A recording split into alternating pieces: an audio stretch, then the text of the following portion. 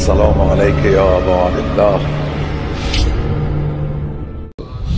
بسم اللہ الرحمن الرحیم، الا بذکر اللہ تطمئن القلوب۔ صلوات پڑھے محمد و آل محمد۔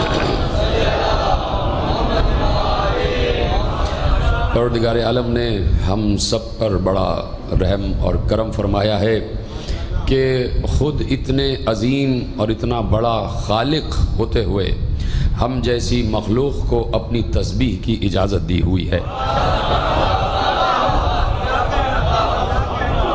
یقیناً وہ اتنا عظیم ہے کہ کوئی اس کا حق تسبیح ادا نہیں کر سکتا۔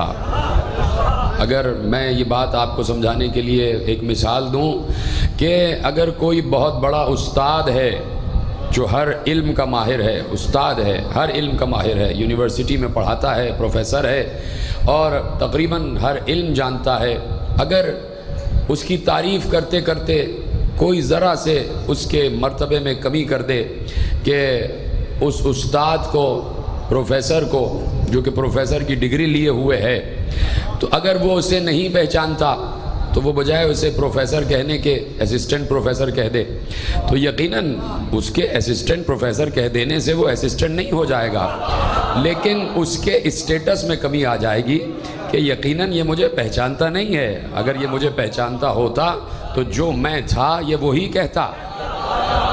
اللہ کو کوئی نہیں پہچانتا کہ اللہ کیا ہے، کیسا ہے۔ یہ جو ہم الحمدللہ کہتے ہیں یہ بھی اس کے شایان شان نہیں ہے۔ یہ جو ہم سبحان اللہ کہتے ہیں، یہ جو ہم اللہ اکبر کہتے ہیں، یہ بھی اس کے شایان شان نہیں ہے۔ یہ تو اس نے ہمیں بتایا کہ بس تمہارے لیے یہی کافی ہے کہ تم سبحان اللہ کہہ دو، تمہارے لیے یہی کافی ہے کہ تم اللہ اکبر کہہ دو، تمہارے لیے یہی کافی ہے کہ تم الحمدللہ کہہ دو، نہیں تو کہاں مخلوق اور کہاں خالق، کہاں مخلوق اور کہاں خالق، کہاں مخلوق اور کہاں خالق کا ادراک، یعنی مخلوق پہچان ہی نہیں سکتی کہ اس کا رب کیا ہے، اس کا رب کیا ہے، اس کی پرورش کرنے والا، اس کی تربیت کرنے والا کیا ہے، کیسا ہے۔ کوئی بڑے سے بڑا عالم و علم کھڑے ہو کے یہ نہیں بتا سکتا کہ میں اللہ کو پہچانتا ہوں۔ کسی بڑے سے بڑے عالم و علم، چاہے کوئی بڑے سے بڑا استاد ہی کیوں نہ ہو، وہ یہ نہیں کہہ سکتا کہ میں اللہ کی شناخت رکھتا ہوں، اللہ کی اصل معرفت رکھتا ہوں۔ اگر وہ کہیں اپنے مقام پر بیٹھ کر اللہ کی تعریف کر بھی رہا ہے تو وہ علی سے سن کر،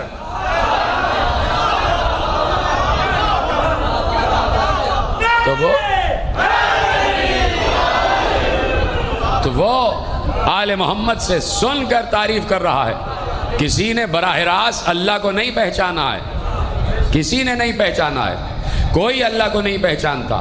اگر پہچانتے ہوتے تو ہر سال میں ایک جملہ کہتا ہوں اور میں اپنے اوپر واجب جانتا ہوں کہ جملہ کہے کہ اگر اللہ کو پہچانتے ہوتے، اگر اللہ کی صحیح معرفت ہوتی تو اللہ کو ہر دم اپنے ساتھ محسوس کر رہے ہوتے، اور جب اللہ کو اپنے ساتھ محسوس کر رہے ہوتے تو کبھی بھی خالق کی مخلوق کو نقصان نہ پہنچاتے۔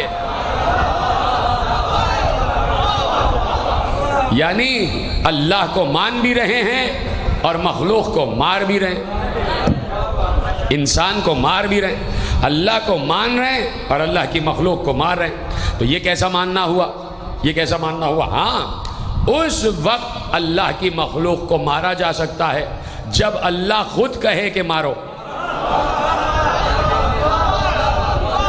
اتنی مشکل بات تو نہیں ہے نا بھائی؟ اس وقت کوئی انسان دوسرے انسان کو مار سکتا ہے، اجازت ہے کہ ایک انسان دوسرے انسان کو مارے۔ اگر اللہ کہہ دے کہ تم اسے مارو، بس اسی وقت، اپنی مرضی سے کوئی کسی کو نہیں مار سکتا۔ یا وہ قوانین جو اللہ نے نافذ کیے ہیں، ان قوانین کی کوئی خلاف ورزی کر جائے تب خلاف ورزی کرنے والے کو سزا دی جائے گی، لیکن مسئلہ یہ ہے کہ سزا کون دے؟ میرے ساتھ ہے نا سب پیچھے تک جتنے افراد بیٹھے؟ مسئلہ یہ ہے کہ اللہ نے جو شریعت بنائی ہے، شریعت میں جو قانون بنائے، قانون میں جو ثواب و عذاب کا سلسلہ رکھا ہے، سزا و جزا کا سلسلہ رکھا ہے کہ یہ کام نہیں کیا تو تمہیں کوڑے مارے جائیں گے. یہ کام ایسے اگر گناہ کر لیا تو مثلا سنسار کر دیا جائے گا. تم نے اگر چوری کی ہے تو ہاتھ کاٹ لیا جائے گا. تم نے اگر فلاں گناہ کیا ہے اتنے سال قید بھگتنی پڑے گی, اسیری, یہ وہ تمام سزائیں. تو اللہ نے ہر جرم کی سزا دنیا میں رکھ دی ہے. چوری کرنے کی سزا ہے, ڈاکہ ڈالنے کی سزا ہے, فعل بد کرنے کی سزا ہے, اغوا کرنے کی سزا ہے, ان سب چیزوں کی سزا ہے. تو اب جب سزا تو اللہ نے رکھ دی, لیکن مسئلہ یہ ہے کہ سزا دے کون؟ کسی گناہگار کو یہ اجازت نہیں ہے کہ وہ کسی گناہگار کو سزا دے دے. سمجھے نا اس بات کو؟ تو اب کوئی گناہگار حاکم بن کے بیٹھ جائے, کوئی ڈاکو حاکم بن جائے اور وہ ڈاکوؤں کو سزا دے, تو بتائیے کیا ایسا ہو سکتا ہے؟ وہ ڈاکو جو سزا پائے گا, وہ جب اس ڈاکو کے دربار میں لایا جائے گا تو کہے گا کہ بھائی تم کیوں سزا دے رہے ہو, تم تو خود ڈاکو ہو, تم تو خود ڈاکو ہو. یہ میں نے اپنی طرف سے نہیں کہا, تاریخ خلافت و امامت میں ایسا واقعہ ہوا ہے. واقعہ وہ ہوا کہ میرے اور آپ کے 8ویں امام, امام علی رضا علیہ السلام, اللہ تعالیٰ سے درود پڑھے, دربار ہے اور دربار میں بیٹھے ہوئے ہیں, مامون کا دربار ہے, اور ایسے میں ایک چور پکڑ کے لے آئے. میرے مولا کو ولی عہد بنایا تھا نا امام رضا علیہ السلام کو, تو امام بیٹھے میں ولی عہد کی کرسی پر, ایک چور پکڑ کے آ گیا اور ثابت ہو گیا کہ اس نے چوری کی ہے. تو اب حاکم نے, سمجھ رہے نا حاکم کون ہے؟ حاکم نے کہا اس کے ہاتھ کاٹ دو, اس نے چوری کی ہے, اس کے ہاتھ کاٹو. تو اس چور نے کہا کہ تو اس بات کا مجاز ہی نہیں ہے کہ تو میرے ہاتھ کاٹے. کہا کیوں؟ کہا اس لیے کہ تو میرا غلام ہے. ہائے ہائے ہائے اللہ اکبر. کہا کیا مطلب؟ کہا کہ تو نے مجھ پر چوری کا الزام لگایا ہے, تو میرا غلام ہے, اور غلام اپنے آقا پر کیسے حد جاری کرے گا؟ تو حاکم نے ایک بار کہا یہ کیا بات کہہ رہا تو, میں تیرا غلام کیسے, میں تو تیرا حاکم ہوں, میں تیرا بادشاہ ہوں. کہا کہ نہیں تجھے پتہ ہی نہیں ہے, تیرے باپ نے تیری ماں سے جو عقد کیا تھا اس عقد کا مہر بیت المال سے دیا تھا. بیت المال میں ہمارا ہی تو خزانہ ہوتا ہے.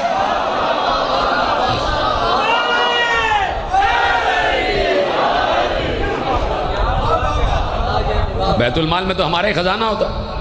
تو اب اس نے دبے الفاظ میں کہہ دیا کہ بھائی چور تو تم ہو, اس لیے کہ تم نے ہم سے پوچھے بغیر بیت المال کے مال میں تصرف کیا, تو چور تو تم بھی ہو گئے. تو ایک چور دوسرے چور کے ہاتھ کاٹ ہی نہیں سکتا. آپ دیکھ رہے ہیں کہ اللہ نے جو سزا و جزا کا پورا نظام رکھا ہے, ہر کوئی اس نظام کو اپنے ہاتھ میں نہیں لے سکتا. مثلاً میں اپنے مسلک کی بات بتاؤں, ہمارے ہاں تو اتنی باریکیاں ہیں. ہمارے ہاں ہمارا مسلک جعفری, مکتب امامیہ, مکتب عصمت اتنا بلند ہے, اتنا بلند ہے کہ ہمارے ہاں ہر چلتا پھرتا آدمی نماز کی امامت نہیں کرا سکتا. بس پہ جا رہے ہیں, بہت سارے افراد بس پہ جا رہے ہیں, بس کے ڈرائیور نے کہا کہ بھائی لو بھائی روک دیے, بس اذان ہو گئی ہے, نماز پڑھ لو. اب سب اترے, جلدی جلدی وضو کیا, وضو کرنے کے بعد کھڑے ہو گئے, ہاں بھائی کون امامت کرائے گا؟ کہا بھائی ڈرائیور تو نے وضو کر لیا؟ کہا تو ہی کھڑا ہو جا آگے. ہمارے ہاں یہ نہیں ہے, ہمارے یہاں نہیں ہے. ہمارے یہاں ہر کوئی جماعت کی امامت نہیں کرا سکتا, اس لیے کہ اس جماعت کی امامت, اس میں جماعت میں جتنے افراد کھڑے ہوئے ہیں ان سب کے عمل کا بوجھ اس امام جماعت پر آئے گا, اس پر آئے گا.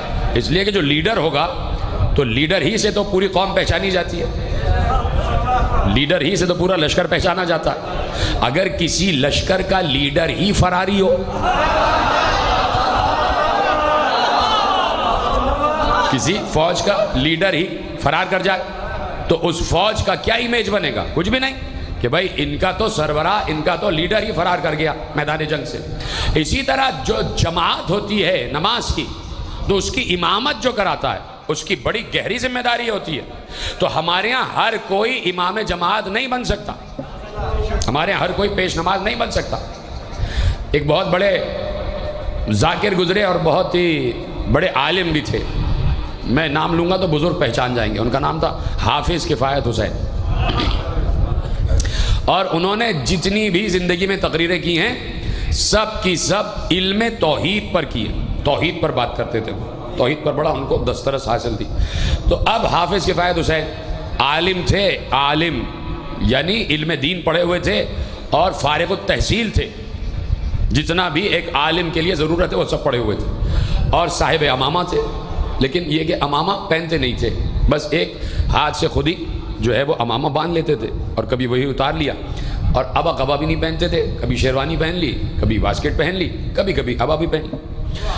اب کہیں پر لوگ کھڑے ہوئے تھے اور نماز کا وقت ہو گیا تو حافظ کفایت صاحب سے کہا کہ آپ جماعت کی امامت کروائیے. انہوں نے کہا نہیں میں نہیں کراؤں گا، میں نہیں کرا سکتا. کہا کیوں؟ آپ تو بالکل جامع الشرائط ہیں، آپ تو جامع الشرائط ہیں، آپ تو ہر اس شرط پہ پورا اترتے ہیں، آپ تو امام راتب کی منزل پر ہیں، آپ امام جماعت ہو سکتے. کہا نہیں یہ بات نہیں ہے، واقعاً میں علم دین میں نے حاصل کیا ہوا ہے، لیکن مسئلہ یہ ہے کہ میری 2 بیویاں ہیں اور مجھے لگتا ہے کہ میں ان دونوں کے درمیان عدل نہیں کر پا رہا، تو جو عدل نہ کر پائے وہ امام نہیں ہو سکتا.